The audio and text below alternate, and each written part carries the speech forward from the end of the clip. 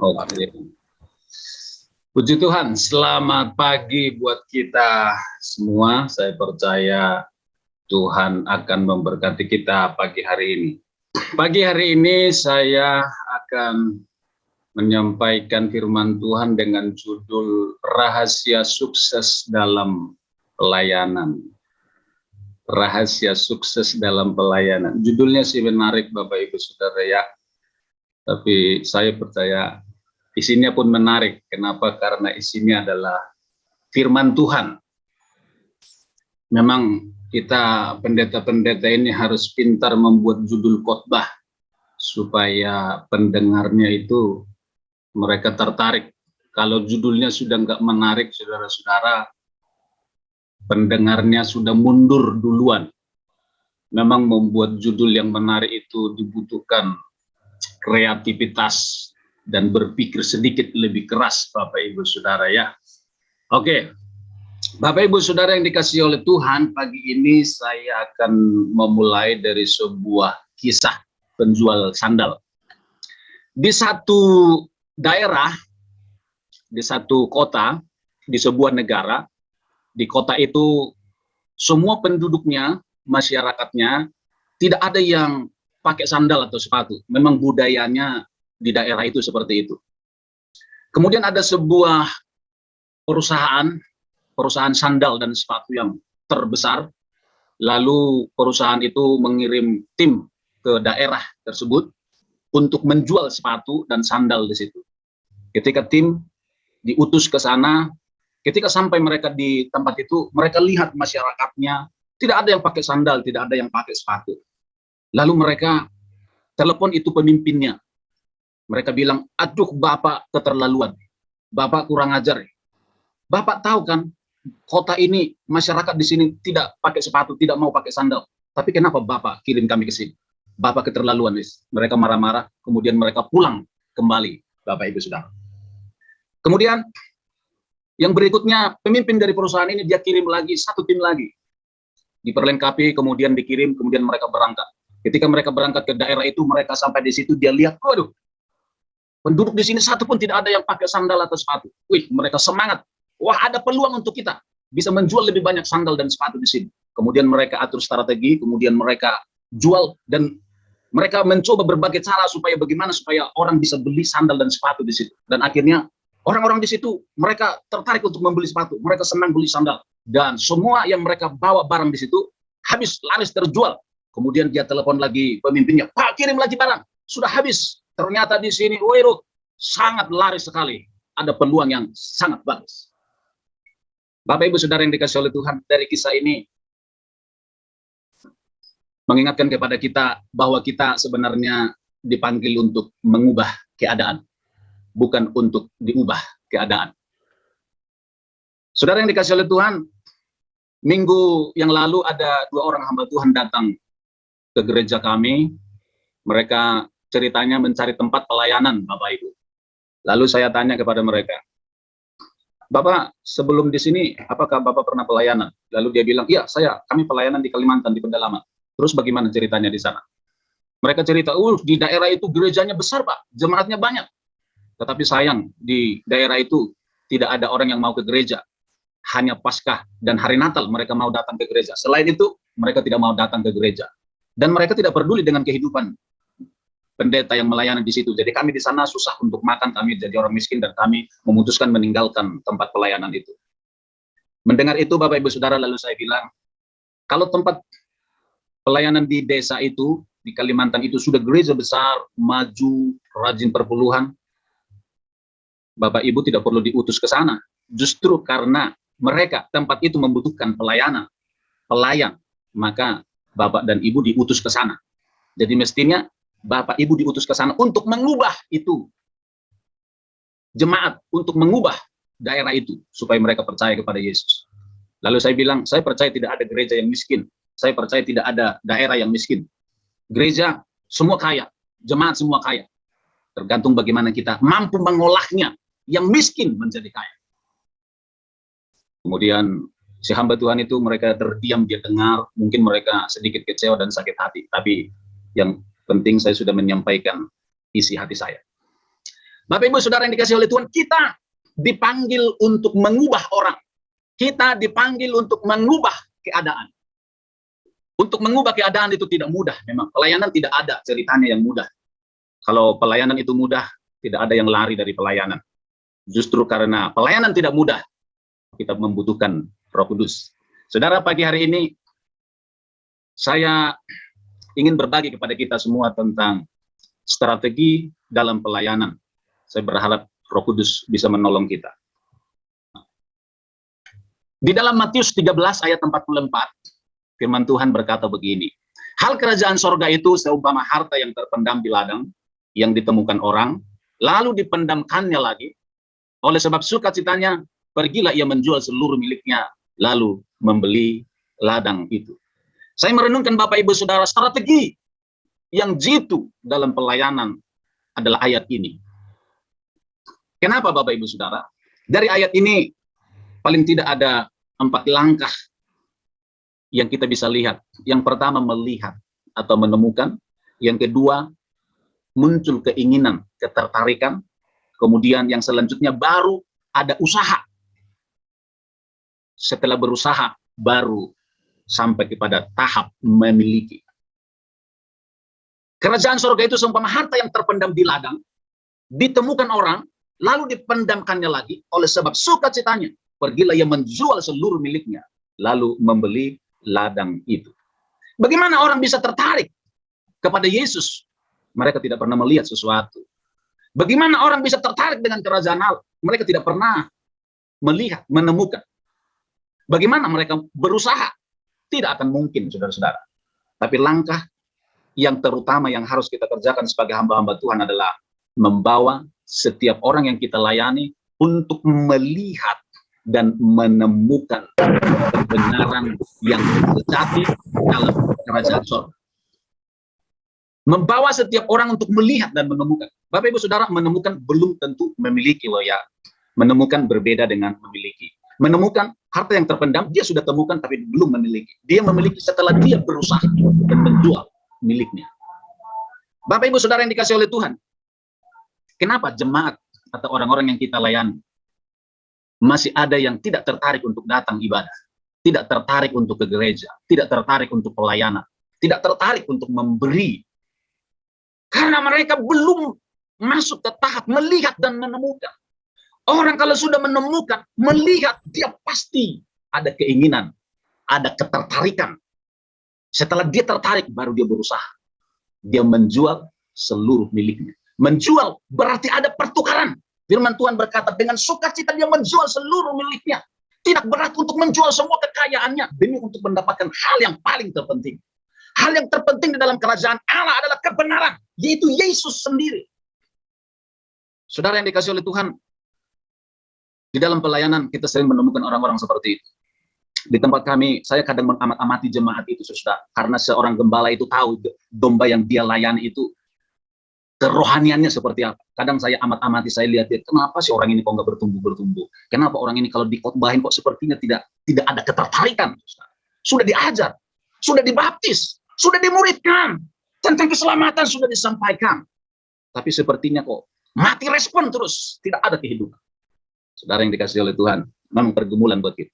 Tetapi saudara-saudara, ketika orang yang kita layani sudah masuk ke tahap melihat, wow, mereka akan menjual, mereka akan tertarik, dan mereka akan datang kepada Yesus. Saudara, di dalam firman Tuhan ada 4 jenis orang dalam meresponi firman kebenaran atau khotbah-khotbah kita. Di dalam gereja, di dalam jemaat, paling tidak ada 4 respon saudara-saudara dari jemaat. Yang pertama, tipe orang yang tidak mau tahu. Tipe orang yang tidak mau tahu. Matius 13 ayat 4 firman Tuhan berkata, pada waktu ia menabur, pada waktu seorang penabur itu menabur benih, sebagian benih itu jatuh di pinggir jalan, lalu datanglah burung dan memakannya sampai habis. Artinya, kepada setiap orang yang mendengar firman tentang kerajaan sorga, tetapi tidak mengertinya, datanglah si jahat dan merampas yang ditaburkan dalam hati orang. Orang itu, itulah benih yang ditabur di pinggir jalan. Yesus membuat perumpamaan ini ada 4 jenis respon orang terhadap kebenaran, terhadap firman. Yang pertama, tipe orang yang tidak mau tahu. Di gereja pasti selalu ada orang-orang yang seperti ini. Tidak mau tahu tentang firman Tuhan. Tidak mau tahu tentang kebenaran. Kelihatannya sih mereka mendengar. Kelihatannya sih mereka memperhatikan, tapi sesungguhnya mereka tidak mau tahu tentang firman Tuhan.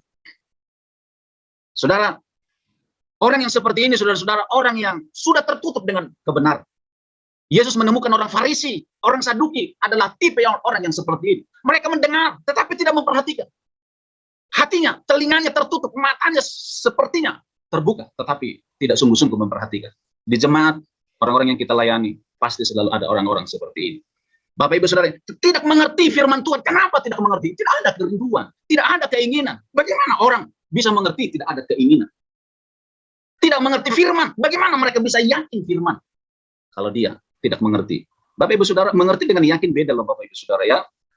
Saya pernah memuridkan seseorang. Saya ajarkan, kemudian setelah saya ajarkan dengan bagus, lalu saya bilang, Bapak sudah mengerti? Sudah. Bapak sudah paham? Sudah. Tapi Bapak sudah percaya? Belum. Ternyata mengerti, belum tentu percaya. Paham, belum tentu percaya. Ketika seseorang masuk di tahap mengerti, berarti orang itu ada kerinduan. Tetapi orang yang tidak mau tahu ini, tidak ada kerinduan untuk mengenal kebenaran. Tidak ada rasa haus dan lapar akan firman Tuhan. Sampai kapanpun, firman Tuhan akan tertutup untuk orang ini. Haleluya. Kiranya Tuhan menjauhkan orang-orang seperti ini dari pelayanan kita. Ya, kita butuh sih banyak orang untuk ada di gereja.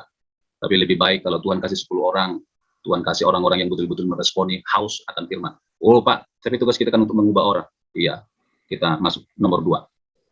Tipe orang yang mudah percaya dan bimbang. Tipe yang kedua, jemaat atau orang yang kita layani adalah tipe orang yang mudah percaya dan mudah juga bimbang. Matius 13, 20, 21. Benih yang ditaburkan di tanah yang berbatu-batu ialah orang yang mendengar firman itu dan segera menerimanya dengan gembira, tetapi ia tidak berakar dan tahan sebentar saja. Apabila datang penindasan atau penganiayaan karena firman itu, orang itu pun segera murtad. Ini benih yang ditaburkan di tanah yang berbatu-batu, kata Yesus. Orang ini dia suka dengar firman, dia senang dengar firman, tetapi ketika ada masalah, ketika ada aniaya, dia juga gampang untuk melupakan firman. Saudara, beberapa waktu yang lalu saya membuka YouTube, saudara-saudara, kemudian saya menemukan judul yang menarik tentang STT Dulos di Jakarta, kisah beberapa tahun yang lalu, 2019. Kemudian saya buka tentang kisahnya Domingos. Saudara yang dikasih oleh Tuhan, ketika saya buka, saya dengar ketika STT Dulos di Jakarta itu diserang oleh FPI, dan dia cerita, Bung Domingos ini dia cerita, oh STT kami itu dari depan jam 9 malam itu, di depan itu sudah ada ribuan orang. Dan ribuan orang itu yang FPI itu, kemudian dia masuk ke dalam dan membakar itu kampus kami. Mobil-mobil yang ada di situ dibakar. Kami nggak bisa lari kemana-mana. Dan Domingos ini seorang yang pendek, dan kampus itu dipagar dengan tinggi 3 meter keliling. Kemudian teman dari Domingos ini, dia naik pagar, lompat, kemudian melarikan diri dari belakang. Tapi Domingos, dia kecil, dia nggak bisa naik ke atas. Kemudian dia bilang, saya pasrah sudah. Kemudian dia berteriak kepada Tuhan, Tuhan tolong saya, Tuhan tolong saya. Kemudian akhirnya dia ditangkap sama FPI itu, kemudian ditangkap, dia dipukul kepalanya, dilempar, kemudian diambil pisau, lehernya dipotong, Bapak Ibu Saudara, cuman nggak sampai putus, masih tersisa sedikit. Ketika dia sudah pingsan, kemudian diangkat, dilempar ke tanah, kemudian dia kesakitan, saudara-saudara. Ketika dia kesakitan, setiap dia sadar, dia berdoa kepada Tuhan, Tuhan tolong saya. Dia bilang, Tuhan tolong saya tidak mencuri, saya tidak melakukan dosa. Kalaupun saya mati, saya pasti masuk surga. Dia selalu berdoa. Ketika dia sadar, dia berdoa dengan bersuara, tiba-tiba orang yang di sekitarnya, yang banyak orang itu, dia dengar, orang ini masih hidup, masih berdoa, dia pukul lagi, dia hajar lagi. Saudara-saudara, dari situ saya melihat, Bapak Ibu Saudara, Bung Domingos ini, saat dia dianiaya, dia masih ingat untuk berdoa kepada Tuhan. Dia pasrah kepada Tuhan, Bapak Ibu Saudara. Sebenarnya bisa, saudara-saudara, dia ketika banyak orang datang, dia bisa menyamar, saya orang Islam kok, saya sama dengan Anda, saya tidak percaya kepada Yesus. Kalau dia buat seperti itu, mungkin dia bisa selamat, saudara-saudara. Tapi saudara-saudara, dia mempertahankan imannya. Dia bilang, saya mati, pasti masuk surga. Dia rela menderita. Dan puji Tuhan, dengan mujizat yang luar biasa, dia sudah koma, dia dibawa ke rumah sakit, lehernya sudah hampir putus. Dalam 4 hari, leher yang hampir putus itu, dia pulih total karena mujizat Tuhan. Dan sekarang, Bapak Domingos itu menjadi hamba Tuhan yang dipakai Tuhan luar biasa. Bapak Ibu Saudara dikasih oleh Tuhan, kita merindukan orang-orang Kristen yang seperti ini, yang bertahan di dalam aniaya. Kadang saya pikir-pikir, seandainya itu terjadi kepada saya, apakah saya bisa seperti itu ya? Kita pendeta-pendeta, ya bisa saja kita khotbah luar biasa, saudara-saudara. Tapi ketika diperhadapkan dengan hal-hal seperti itu, saya tidak tahu kualitas iman setiap kita. Tetapi inilah kenyataannya. Firman itu bukan hanya sekedar di otak, di pikiran, tetapi firman itu harus menjadi kehidupan. Ini tipe orang yang kedua. Tipe orang yang ketiga. Tipe orang yang ketiga adalah tipe orang yang duniawi. Matius 13 ayat yang ke-7. Sebagian lagi jatuh di tengah semak duri, lalu makin besarlah semak itu dan menghimpitnya sampai mati. Artinya, yang ditaburkan di tengah semak duri ialah orang yang mendengar firman itu, lalu kekhawatiran dunia ini dan tipu daya kekayaan menghimpit firman itu, sehingga tidak berbuah. Saudara, selalu kita menemukan orang-orang yang mata duitan, Bapak Ibu Saudara. Pikirannya uang, harta, kekayaan, saudara-saudara. Firman Tuhan berkata, ketika firman disampaikan, khotbah disampaikan, pengajaran disampaikan, tidak pernah masuk. Kenapa? Karena otaknya adalah uang mulu, saudara-saudara. Pikirannya adalah kekayaan mulu, saudara. Tidak salah tentang uang, tidak salah dengan kekayaan. Tetapi firman Tuhan ini mengingatkan, semua itu menghimpit firman, sehingga firman itu tidak ada lagi kekuatan, saudara-saudara. Sepertinya uang adalah segala. Harta adalah segala. Saudara yang dikasih oleh Tuhan, ada banyak orang yang ikut Yesus. Mereka motivasinya bukan karena tahu Yesus juru selamat, tapi karena supaya kenyang. Itu sebabnya Yesus pernah berkata kepada orang-orang yang ikut dia, bekerjalah untuk sesuatu yang tidak dapat binasa. Jangan hanya untuk yang dapat binasa. Ketika Yesus melakukan mukjizat, 5 roti, 2 ikan, ribuan orang kenyang, kemana-mana Yesus pergi, para orang-orang itu selalu mencari Yesus. Kenapa? Karena di sana ada roti, di sana ada makanan. Motivasinya adalah roti, uang, kekayaan. Tetapi yang Yesus mau, setiap jemaat, setiap kita ikut Yesus, motivasinya adalah pribadinya. Saudara, kalau ini yang terjadi setiap jemaat di gereja kita, wow, luar biasa, saudara-saudara, luar biasa. Yang terakhir, tipe orang yang serius dan sungguh-sungguh. Matius 13 ayat 8. Dan sebagian jatuh di tanah yang baik lalu berbuah. Ada yang 100 kali lipat, ada yang 60 kali lipat, ada yang 30 kali lipat. Artinya, yang ditabur di tanah yang baik adalah orang yang dengar firman dan mengerti. Karena itu ia berbuah, ada yang 100 kali lipat, 60 kali lipat, dan 30 kali lipat. Saudara, dari perumpamaan yang Yesus sampaikan ini, ada 4 tipe orang. Benih itu ditaburkan bersamaan. Hanya ada yang jatuh di pinggir jalan, ada yang di tanah yang berbatu-batu, ada yang di semak duri, ada yang di tempat yang subur. Saudara yang dikasih oleh Tuhan, barangkali jemaat yang ada di gereja kita adalah tipe orang yang tanah yang subur. Seandainya pun semua tanah yang subur, hati yang subur. Saudara, tapi kadangkala kita, hamba-hamba Tuhan, tidak memanfaatkan peluang itu untuk menabur benih firman, mengajar. Ketika itu kita abaikan, kita sedang kehilangan kesempatan. Di gereja tidak ada pemuritan, tidak ada komsel, tidak ada pengajaran. Padahal mereka haus dan lapar akan firman. Kita sedang membuang kesempatan itu. Saudara yang dikasih oleh Tuhan, yang terakhir, saya tidak mau lama-lama, saudara. Yang terakhir, strategi jitu. Saudara, tipe orang yang pertama tadi, yang tidak mau tahu, itu selalu ada di gereja. Tipe orang yang kedua juga selalu ada di gereja. Tanah yang berbatu-batu.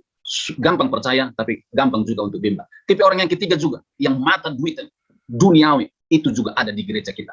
Saudara, kadang di khotbah berulang-ulang, sudah diajar sama saja, seperti tidak ada perubahan, tidak berbuah. Kemudian apa strategi selanjutnya jika itu terjadi? Ini firman Tuhan berkata, ajar mereka berulang-ulang. Ketika kau duduk, ketika kau berdiri, ketika kau berjalan, ajar, tanamkan. Dalam 2 Timotius firman Tuhan berkata, firman itu adalah wahyu Allah yang diilhamkan Allah yang tidak pernah salah dan bermanfaat untuk memperbaiki kelakuan, memperbaiki kesalahan. Jadi firman yang kita sampaikan itu berkuasa. Kita tidak boleh putus asa. Sekalipun jemaat orang-orang yang kita lain belum berubah, tugas kita adalah melakukannya. Tabur terus. Firman Tuhan berkata, Injil adalah kekuatan Allah untuk menyelamatkan orang percaya. Firman itu berkuasa. Ketika firman yang ditaburkan, saya percaya, firman itu tidak kembali dengan sia-sia. Ada waktunya untuk benih itu tumbuh. Tekunlah untuk terus menabur benih, mengajar. Yang kedua, saudara-saudara, karya Roh Kudus. Kita sudah melakukan bagian kita, menyampaikan, menabur.